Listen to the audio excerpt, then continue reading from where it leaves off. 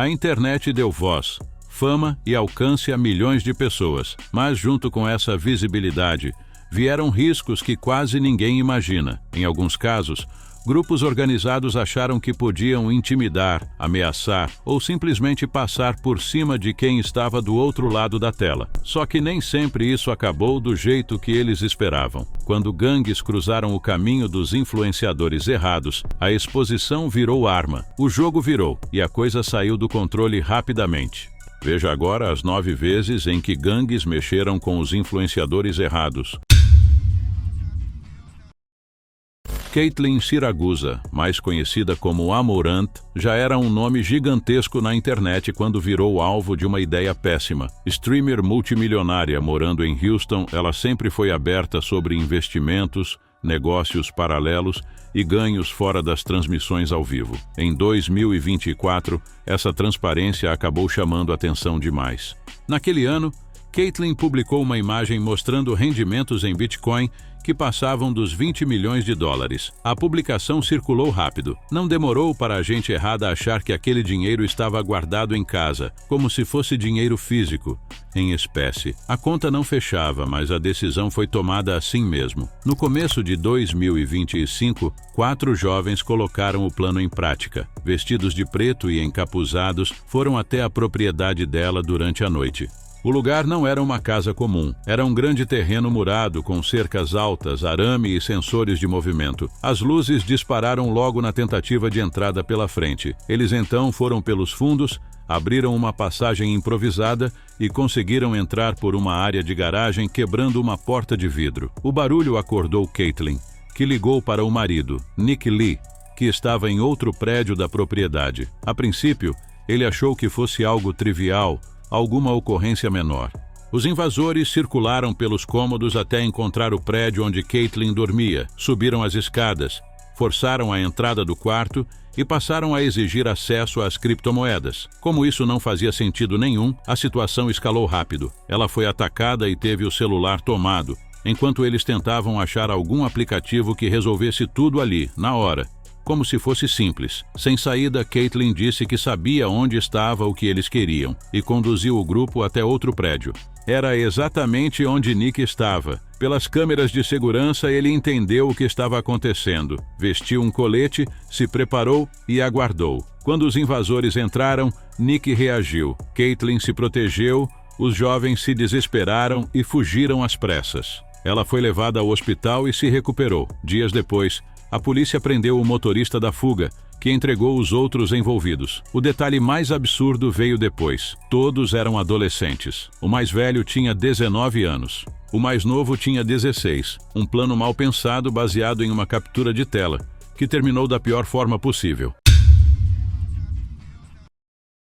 Ansley Pacheco tinha uma vida confortável em Miami. Influenciadora conhecida no Instagram, criadora de conteúdo adulto e corretora de imóveis, ela morava com o marido, Daniel, e o filho pequeno, em um bairro valorizado da cidade. Naquele domingo à noite, pouco antes das 9 horas, tudo parecia normal.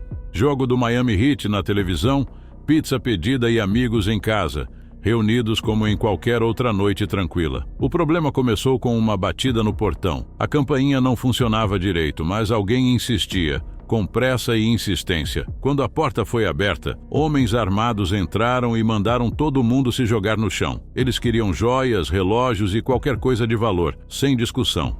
Enquanto isso, o filho do casal, de apenas 8 anos, ficou sentado no sofá, vendo tudo acontecer bem na frente dele, sem entender direito. Ansley estava no andar de cima e ouviu a confusão. Sem pensar muito, correu até o quarto e pegou uma arma que ficava na mesa de cabeceira. Era do marido. Ela abriu a porta do quarto e tentou gritar para que parassem, dizendo que havia uma criança na casa e que aquilo não precisava ir além. Não adiantou. Os invasores começaram a disparar pelo corredor e pelo quarto sem hesitar. Um dos projéteis atravessou a televisão. Outro passou a poucos centímetros dela, por muito pouco. Daniel correu até o quarto, tomou a arma das mãos da esposa e foi atrás dos invasores. Do lado de fora houve troca de disparos enquanto eles fugiam em um carro, acelerando para sumir dali. Dentro da casa, Ansley só pensava em uma coisa: pegar o filho. Quando conseguiu abraçá-lo, ligou para a polícia pedindo ajuda imediata e reforço. Todos sobreviveram. Nenhum dos convidados foi ferido, mas o prejuízo material passou dos $6.000. Os criminosos levaram mais de $100.000 em joias, incluindo um relógio caro e uma corrente de ouro avaliada em $50.000, além de outras peças valiosas. Depois, ao analisar as câmeras, a polícia alertou sobre algo ainda mais assustador. Um dos invasores carregava um carregador de alta capacidade. Se quisesse, poderia ter causado algo muito maior, um desastre dentro daquela casa. O caso nunca foi totalmente esclarecido e os responsáveis não foram localizados, nem identificados oficialmente. Para Ansley ficou a certeza de que fama, dinheiro e exposição também atraem o tipo errado de atenção, e naquela noite mexeram com a família errada. O nome de Sigel já era conhecido na internet por vídeos sobre carros de luxo e estilo de vida. Mas numa noite de sexta-feira, essa visibilidade acabou atraindo a atenção errada. O caso aconteceu em Joliet, subúrbio de Chicago, e rapidamente virou notícia em vários veículos locais, ganhando repercussão em pouco tempo. Por volta das 10h30 da noite, a polícia foi chamada para uma casa na região oeste da cidade. Havia sinais claros de entrada forçada, com indícios de arrombamento. No segundo andar, os agentes encontraram um homem caído e sem reação, após ter sido atingido durante a invasão. Sejet não estava diretamente no confronto, nem chegou a enfrentar o invasor. Quem reagiu foi a namorada dele, que estava dentro da casa com um bebê. Segundo a investigação, tudo começou quando ela ouviu barulhos estranhos e percebeu que alguém tinha entrado. Sem saber quem era, nem o que aquela pessoa pretendia fazer, ela se escondeu em um quarto junto com a criança e se armou para se proteger. O invasor acabou entrando nesse cômodo. Foi ali, naquele exato momento, que a situação chegou ao limite. O homem usava luvas e carregava uma ferramenta, o que indicava que não estava ali por engano, nem por acaso. Após o disparo, ele não resistiu. Dias depois, o suspeito foi identificado como Shelby Heard, morador de Chicago.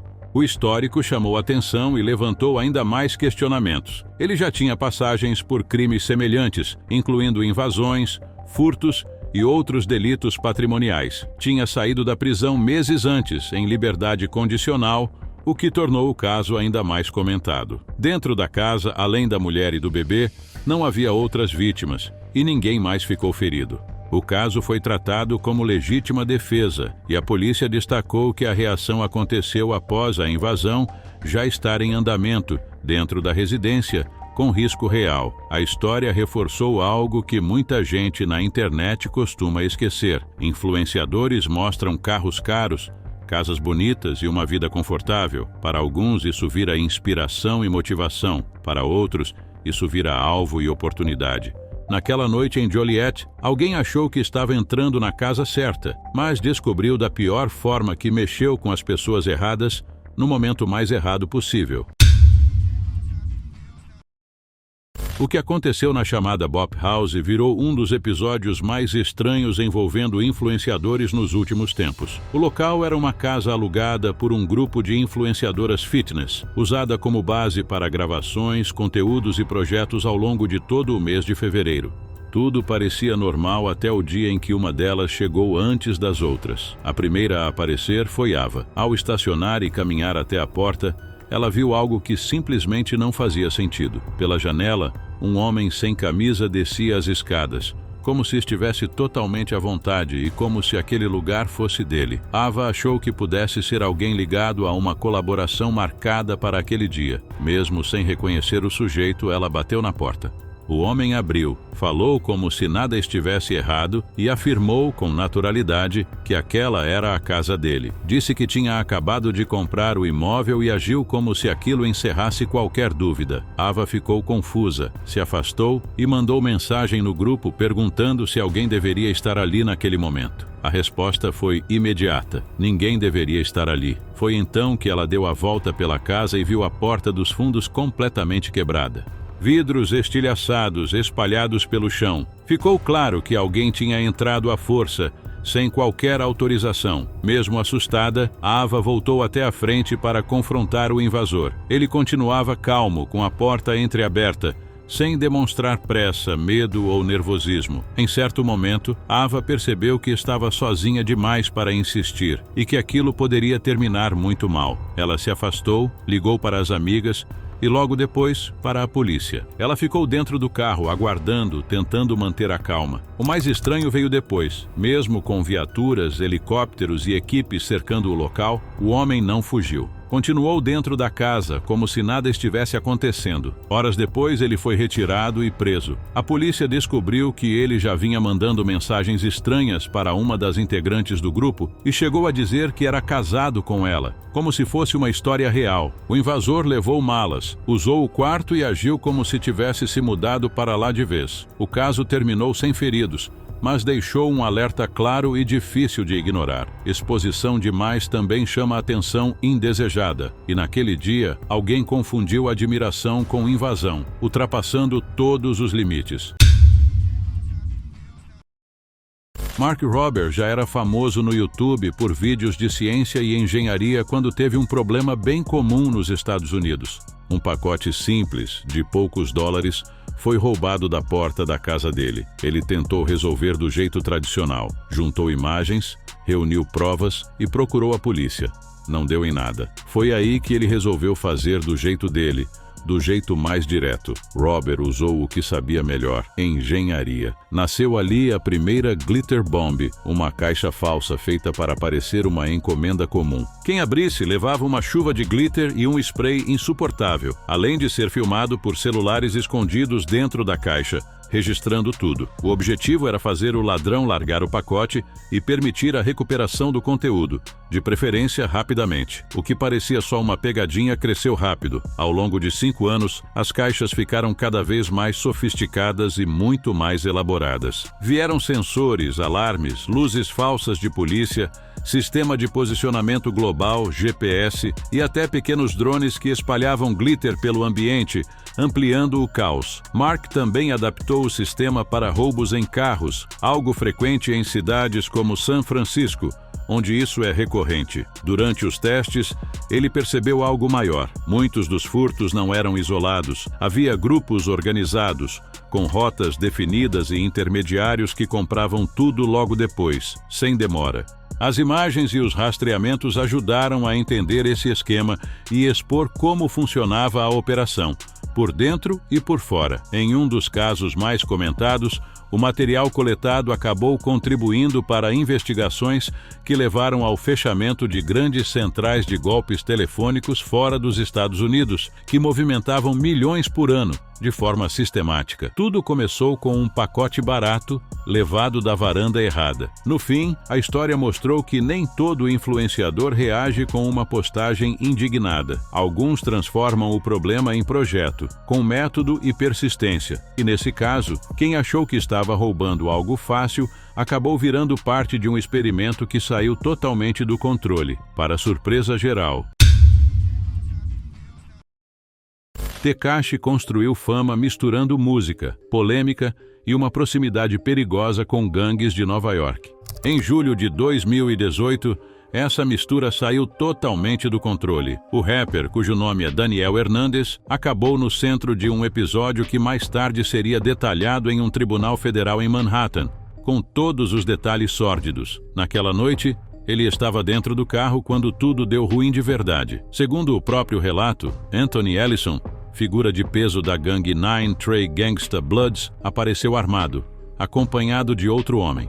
Tekashi foi retirado do veículo e colocado à força em um carro roubado. Um vídeo gravado de dentro do carro do rapper mostrou o motorista tentando seguir os sequestradores, mas desistindo logo depois, sem conseguir manter a perseguição. Durante o trajeto, Tekashi disse que ficou aterrorizado. Tentou negociar, prometeu dinheiro e repetiu várias vezes que estava com medo, em pânico. Ele chegou a oferecer $100 mil para ser solto. Não adiantou nada. Os homens rodaram com ele por alguns pontos da cidade, zombaram, o atacaram e deixaram claro que aquilo era um recado interno. direto e violento. O motivo estava ligado a disputas dentro da própria Nine Trey. Ellison teria ficado irritado ao ver o rapper se aproximando de rivais, algo visto como traição dentro daquele código. Em certo momento, eles foram até a casa de Tekashi no Brooklyn e levaram uma bolsa cheia de joias. Depois disso, ele foi deixado a poucos quarteirões dali, largado como se não valesse nada. O caso voltou à tona quando Tekashi decidiu cooperar com a justiça. Ele depôs como testemunha de acusação contra integrantes da gangue, colocando nomes e situações no papel. Anos depois, Anthony Ellison foi condenado a 24 anos de prisão federal por crimes ligados à organização, incluindo o sequestro do rapper. A história virou um alerta. Para Tekashi, a gangue era parte da imagem, um elemento de marketing e intimidação. Para a gangue, ele era só mais um peão, útil até deixar de ser. Quando essas duas visões bateram de frente, quem pagou o preço foi o influenciador que achou que tinha controle da situação, mas descobriu tarde demais que não tinha. Ava Majuri virou um nome gigante no TikTok ainda adolescente. Vídeos de dança, dublagens e mensagens positivas fizeram a conta dela passar de 1 milhão de seguidores. Mas a fama, que parecia só coisa boa, acabou trazendo um perrengue sério para dentro da própria casa, na Flórida. Tudo começou quando um seguidor de 18 anos passou do limite. No início, eram mensagens insistentes. Ava tentou resolver de forma simples. Chegou a vender algumas selfies sorrindo, achando que isso faria o rapaz parar. Não funcionou.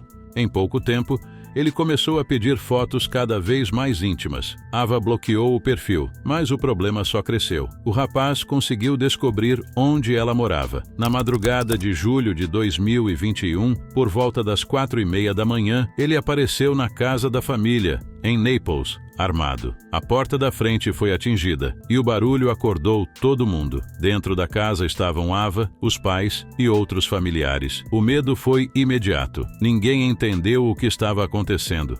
O pai dela, Robert Majuri, é ex-tenente da polícia de Nova Jersey. Ao perceber a invasão, ele reagiu para proteger a família. O invasor fugiu, mas voltou logo depois. Nesse momento, a ameaça foi contida. A polícia tratou o caso como legítima defesa, com base na lei da Flórida. Depois disso, a vida de Ava mudou completamente. Ela saiu da escola presencial, passou a estudar de forma virtual e abandonou o time de futebol. O medo virou rotina. Meses mais tarde, ela ainda enfrentaria outro problema, envolvendo um colega que passou a segui-la e a mandar mensagens estranhas. O caso foi parar no tribunal, mas acabou arquivado por não atender aos critérios legais exigidos. Mesmo assim, o impacto ficou. Ava decidiu seguir produzindo conteúdo, mas com muito mais cuidado, atenção e responsabilidade no dia a dia.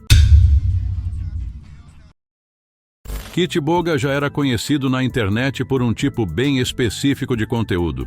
Em vez de ostentar ou provocar polêmica, ele passava horas conversando com golpistas e virando o jogo contra eles. Mas tudo mudou quando ele decidiu escalar o nível e criar algo muito maior, mais elaborado e mais ambicioso. A ideia era fingir que tinha caído em um golpe envolvendo Bitcoin. O detalhe é que o dinheiro nunca existiu, nem por um segundo. O que os golpistas recebiam era um código de resposta rápida, QR falso, que levava direto para uma corretora inventada, criada só para isso. Ali começava o chamado labirinto impossível, do jeito mais convincente possível. Centenas de golpistas entraram achando que iam sair ricos. Para liberar o saque, precisavam cumprir tarefas absurdas e completamente sem sentido. Resolver testes confusos, preencher formulários sem fim, desenhar figuras estranhas e ficar horas na linha de espera, sem qualquer garantia real. Alguns voltaram ao site por semanas seguidas,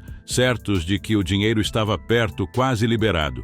Teve gente presa nisso por mais de 2 meses, insistindo até o limite. Enquanto eles insistiam, Kitboga coletava dados importantes, endereços de carteiras, conversas, áudios e até acesso ao microfone, tudo disfarçado como verificação de segurança, como se fosse parte do processo. Em alguns casos, os golpistas chegavam a cantar, repetir frases sem sentido ou ler listas enormes de palavras só para provar que eram humanos. O nível de obsessão era tão grande que alguns aceitavam ativar a localização do celular, sem pensar duas vezes. Kitboga então guiava essas pessoas até lugares aleatórios, como parques, praias e até delegacias, tudo em busca de pacotes que não existiam, nem nunca existiriam. Eles andavam em círculos, seguindo instruções falsas, sem perceber que estavam sendo observados o tempo inteiro. No fim, o saldo foi curioso. Mais de 19 dias somados de tempo desperdiçado por esses grupos tentando aplicar golpes,